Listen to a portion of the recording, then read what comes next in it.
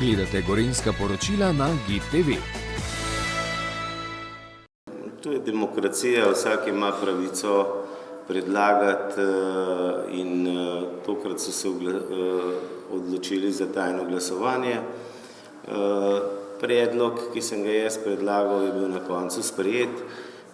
Seveda je bil pa pomislek, da je tega denarja za politične stranke malce preveč, ampak svetniki so na koncu odločili, da se teh 9700 evrov razdeli med politične stranke. Včeraj ste obiskali tudi eno izmed drugih televizij in vprašanja so bila zastavljena v zvezi z kamnolomom, kjer je zaseda ena civilna iniciativa v Kamni Gorici. Ja, res je, jaz sem šel na prošnjo te televizije obrazložiti trenutno stanje.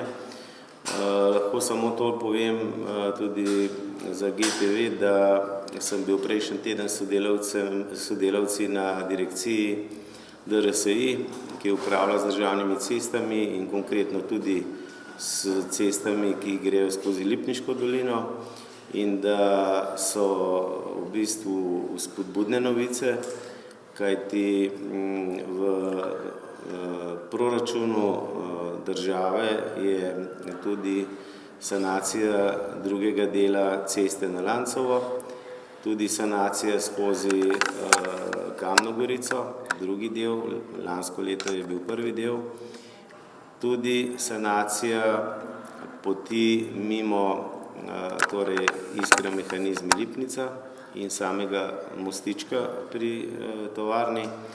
In pa na koncu pravzaprav v Podnartu gre za pločnik, ki bo umeščen ob tej državni cesti in pa za pravzaprav podrtje te Resmanove hiše, ki bo omogočala to razširitev v tem kritičnem odseku.